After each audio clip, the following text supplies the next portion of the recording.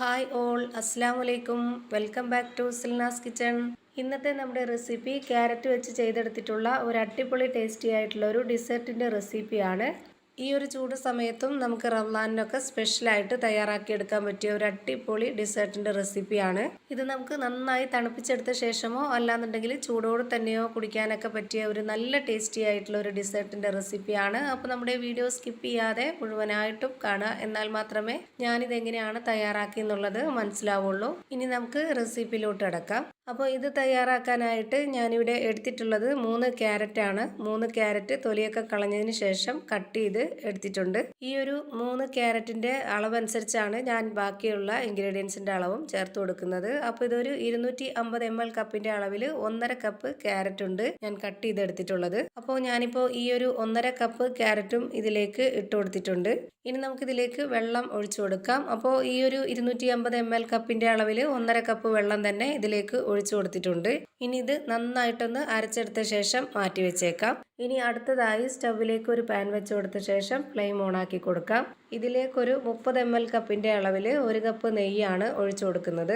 ഇനി ഇതിലേക്ക് ഒഴിച്ചു കൊടുക്കേണ്ടത് നേരത്തെ അരച്ചു വെച്ചിട്ടുള്ള ആ ഒരു ക്യാരറ്റ് ആണ്. ഇത് അരച്ചെടുത്തപ്പോൾ കിട്ടിയിട്ടുള്ളത് 250 ml കപ്പിൻ്റെ അളവിൽ 2.5 കപ്പാണ്. അതിൽ ഞാനിപ്പോൾ 1/2 കപ്പ് ഇതിലേക്ക് ഒഴിച്ചു കൊടുക്കുന്നില്ല, മാറ്റി വയ്ക്കുവാണ്. 2 കപ്പ് ഇതിലേക്ക് ക്യാരറ്റ് ഒഴിച്ചു കൊടുത്തിട്ടുണ്ട്. നമ്മൾ ഈ ഒരു ക്യാരറ്റ് അരിപ്പയിൽ അരിച്ചെടുക്കേണ്ട ആവശ്യമില്ല, അരച്ച പാടെ തന്നെ ഇതിലേക്ക് ഒഴിച്ചു കൊടുക്കുകയാണ് ചെയ്തിട്ടുള്ളത്. ഇനി ഇതിലേക്കൊരു മധുരത്തിന് വേണ്ടി 1/4 കപ്പ് അളവിൽ പഞ്ചസാര ഇട്ട് കൊടുത്തിട്ടുണ്ട്. ഇനി ഇത് നന്നായിട്ടൊന്ന് തിളച്ച് വരട്ടെ. ആ ഒരു സമയം നമുക്കിതൊന്ന് ഇളക്കി നന്നായിട്ട് യോജിപ്പിച്ച് കൊടുക്കാം. ഇതുപോലെ പഞ്ചസാര ഇട്ട് കൊടുത്തതിന് ശേഷം നല്ലപോലെ ഒന്ന് ഇളക്കി യോജിപ്പിച്ചതിന് ശേഷം ഹൈ ഫ്ലെയിമിൽ വെച്ച് കൊടുക്കുക. അപ്പോൾ പെട്ടെന്ന് തന്നെ തിളച്ച് കിട്ടും. ഇപ്പോൾ ഇതുപോലെ നന്നായിട്ട് തിളച്ച് വന്നിട്ടുണ്ട്. ഇനി ഇതൊന്ന് ലോ ഫ്ലെയിമിൽ ഇട്ട് കൊടുക്കാം. ലോ ഫ്ലെയിമിൽ ഇട്ട് കൊടുത്തതിന് ശേഷം നമുക്കിതിലേക്ക് 250 ml കപ്പിൻ്റെ അളവിൽ 1 കപ്പ് റവ ഇതിലേക്ക് ഇട്ട് കൊടുക്കാം. ആദ്യം തന്നെ മുഴുവനായിട്ടും ഇട്ട് കൊടുക്കാതെ ആദ്യം 1/2 കപ്പ് അളവിൽ ഇട്ട് കൊടുത്തിട്ട് നന്നായിട്ടൊന്ന് യോജിപ്പിച്ചെടുത്തതിന് ശേഷം മാത്രം ബാക്കിയുള്ളതും കൂടി ഇതിലേക്ക് ഇട്ട് കൊടുത്ത് നല്ലപോലെ ഇതൊന്ന് കട്ടകളൊന്നും ഇല്ലാത്ത രീതിയിൽ നല്ലപോലെ യോജിപ്പിച്ചെടുക്കാം. ഇപ്പോൾ ഇതാ വെള്ളമൊക്കെ വറ്റി റവയൊക്കെ നന്നായിട്ട് വെന്ത് വന്ന് കറക്റ്റ് ഒരു പരുവത്തിന് കിട്ടിയിട്ടുണ്ട്. ഇനി ഇതിൻ്റെ ഫ്ലെയിം ഓഫ് ചെയ്യാം. ഫ്ലെയിം ഓഫ് ചെയ്ത ശേഷം ഈ ഒരു പാനിൽ തന്നെ വെച്ചിരിക്കരുത്. അപ്പോൾ ഒന്നും കൂടി നല്ലപോലെ ഡ്രൈ ആയി പോവും. അങ്ങനെ വരാതെ നോക്കണം. എന്നിട്ട് നമുക്കിതൊരു പ്ലേറ്റിലേക്ക് മാറ്റിയതിന് ശേഷം നന്നായിട്ട് ചൂടാറിയതിന് ശേഷം കയ്യിൽ കുറച്ച് എണ്ണയോ ഓയിലോ ഒന്ന് സ്പ്രെഡ് ചെയ്തതിന് ശേഷം ഇതുപോലെ ചെറിയ ബോൾസ് ആക്കി എടുക്കാം.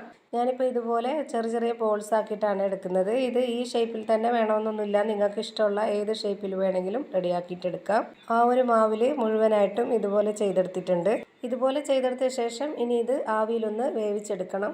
അപ്പോൾ അതിനായിട്ട് ഞാനിവിടെ ഒരു ഇഡ്ഡലി ചെമ്പിൽ വെള്ളം വെച്ചതിന് ശേഷം അതിൽ ഹോളുള്ള ആ ഒരു പാത്രത്തിലേക്ക് ഇത് മുഴുവനായിട്ടും ഇട്ട് കൊടുത്ത് അടച്ചു വെച്ചൊന്ന് വേവിച്ചെടുക്കുന്നുണ്ട്. ഒരു 5 മിനിറ്റ് വെന്താൽ മാത്രം മതിയാവും. പെട്ടെന്ന് തന്നെ ഇത് റെഡിയായി കിട്ടും. ഇത് വെന്ത് വരുന്ന ആ ഒരു ടൈം ആകുമ്പോഴത്തേക്കും നമുക്കിനി സ്റ്റൗവിലേക്ക് ഒരു കടായി വെച്ച് കൊടുത്തതിന് ശേഷം അതിലേക്കൊരു 250 ml കപ്പിൻ്റെ അളവിൽ 2 കപ്പ് വെള്ളം ഒഴിച്ചു കൊടുക്കാം. ഈ ഒരു വെള്ളം നന്നായിട്ട് തിളച്ച് വരട്ടെ. അതിലേക്ക് ഇനി നല്ലൊരു മണത്തിന് വേണ്ടി ഒരു 4 ഏലക്ക കൂടി ഇട്ട് കൊടുക്കാം. ഇനി ഇതിലേക്കൊരു 1/2 കപ്പ് അളവിൽ ചവ്വരിയാണ് ഇട്ട് കൊടുക്കുന്നത്.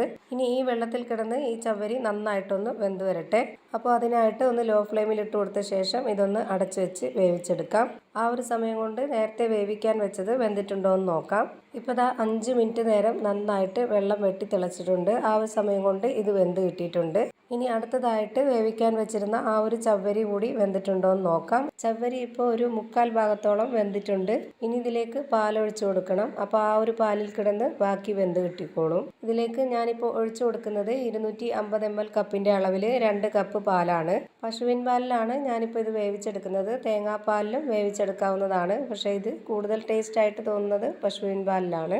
ഇനി ഈ ഒരു പാൽ ഒഴിച്ചു കൊടുത്തതിന് ശേഷം നന്നായിട്ട് തിളച്ച് വരുന്നതിന് മുമ്പ് തന്നെ നമുക്ക് പെട്ടെന്ന് ഇതിലേക്ക് പാൽപ്പൊടി ഇട്ട് കൊടുക്കാം. ഞാനിപ്പോൾ ഇവിടെ 3 ടേബിൾ സ്പൂൺ അളവിലുള്ള പാൽപ്പൊടിയാണ് ഇതിലേക്ക് ഇട്ട് കൊടുത്തിട്ടുള്ളത്.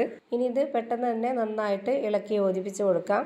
പാല് ചൂടായി വരുമ്പോൾ തന്നെ നമ്മൾ ഈ ഒരു പൊടി ഇട്ട് കൊടുക്കുകയാണെങ്കിൽ പെട്ടെന്ന് തന്നെ അതിൽ അലിഞ്ഞ് ചേരും. അല്ലാന്നുണ്ടെങ്കിൽ തിളച്ചതിന് ശേഷമാണ് ഇട്ട് കൊടുക്കുന്നുണ്ടെങ്കിൽ പാൽപ്പൊടി കട്ടയായിട്ട് പോകും. ഇനി നമുക്കിത് ലോ ഫ്ലെയിമിൽ തന്നെ ഇട്ട് വെച്ചിരിക്കണമെന്നൊന്നുമില്ല, ഫ്ലെയിം കൂട്ടി വെച്ച് വേവിച്ചെടുക്കാവുന്നതാണ്. ഇനി ഇതിലേക്ക് മധുരത്തിന് വേണ്ടി ഒരു 1/2 കപ്പ് അളവിൽ പഞ്ചസാര ഇട്ട് കൊടുക്കുന്നുണ്ട്. ഇനി നമ്മൾ നേരത്തെ മാറ്റി വെച്ചിട്ടുള്ള ആ ഒരു അരക്കപ്പ് അളവിലുള്ള ക്യാരറ്റ് ജ്യൂസും കൂടി ഇതിലേക്ക് ഒഴിച്ചു കൊടുക്കുന്നുണ്ട്.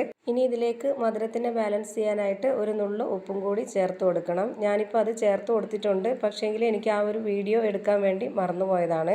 ഇനി ഇതെല്ലാം നല്ല പോലെ ഒന്ന് ഇളക്കി യോജിപ്പിച്ച് കൊടുക്കാം. ഇപ്പോൾ ഇതിൻ്റെ കളർ തന്നെ കാണുമ്പോൾ നല്ലൊരു ഭംഗിയാണ്. ഇപ്പോൾ പാല് നല്ല പോലെ തിളച്ച് വന്നിട്ടുണ്ട്, ചവരിയും നന്നായിട്ട് വെന്ത് കിട്ടിയിട്ടുണ്ട്. ഈ ഒരു സമയത്ത് നമുക്ക് നേരത്തെ റെഡിയാക്കി വെച്ചിട്ടുള്ള ആ ഒരു ക്യാരറ്റിൻ്റെ ബോൾസ് ഇതിലേക്ക് ഇട്ട് കൊടുക്കാം. ഇനി ഇത് നല്ലപോലെ ഒന്ന് ഇളക്കി കൊടുക്കുന്നുണ്ട്.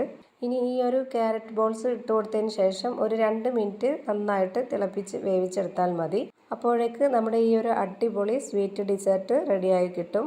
ഇനി ഇതിലേക്ക് ഒരു സ്പൂൺ നെയ്യിൽ കുറച്ച് അണ്ടിപ്പരിപ്പും മുന്തിരിയും കൂടി താളിച്ചതിന് ശേഷം ഇതിലേക്ക് ഒഴിച്ചു കൊടുത്തിട്ടുണ്ട്. ഇത് നിർബന്ധമൊന്നുമില്ല, ഒന്നുകൂടി ഒരു ടേസ്റ്റ് ആയിട്ട് കിട്ടാൻ വേണ്ടിയിട്ട് ഒഴിച്ചു കൊടുത്തെന്ന് മാത്രം. ഇത് ഇങ്ങനെ ചെയ്യണമെന്നില്ല. അല്ലാന്നുണ്ടെങ്കിൽ നമുക്ക് കുറച്ച് കപ്പലണ്ടിയോ അണ്ടിപ്പരിപ്പോ അല്ലാന്നുണ്ടെങ്കിൽ കുറച്ച് ബദാമോ അങ്ങനെ എന്തെങ്കിലും പൊടിച്ചിട്ട് ഇട്ട് കൊടുത്താലും മതി. ഇനിയിപ്പോൾ ഒന്നും ഇല്ലെങ്കിലും കുഴപ്പമൊന്നുമില്ല. വെറുതെ നന്നായി തണുപ്പിച്ചെടുത്ത ശേഷമോ അല്ലാന്നുണ്ടെങ്കിൽ ചൂടോട് കൂടിയോ എങ്ങനെ വേണമെങ്കിലും കഴിക്കാനായിട്ട് നല്ല ടേസ്റ്റാണ്. ഈ ഒരു ക്യാരറ്റിൻ്റെ ബോൾസ് തയ്യാറായി കിട്ടിയിട്ടുള്ളത് വായിലിട്ടാൽ അലിഞ്ഞ് ചേരുന്ന അത്രയും നല്ല സോഫ്റ്റ് ആയിട്ടുള്ള പഞ്ഞി പോലത്തെ ഒരു സ്വീറ്റ് ആയിട്ടാണ്.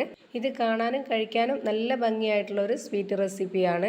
വീട്ടിൽ വരുന്ന ഗസ്റ്റുകൾക്കൊക്കെ വെറൈറ്റി ആയിട്ട് തയ്യാറാക്കി കൊടുക്കാനും പറ്റും. അപ്പോൾ ഇത്രയേ ഉള്ളൂ ഇന്നത്തെ റെസിപ്പി ഇഷ്ടമായാൽ ലൈക്ക് ചെയ്യാനും കമൻറ്റ് ചെയ്യാനും ഷെയർ ചെയ്യാനും മറക്കരുത്.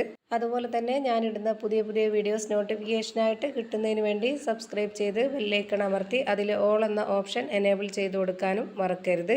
പുതിയൊരു വീഡിയോയുമായി വീണ്ടും വരും. Thank you for watching.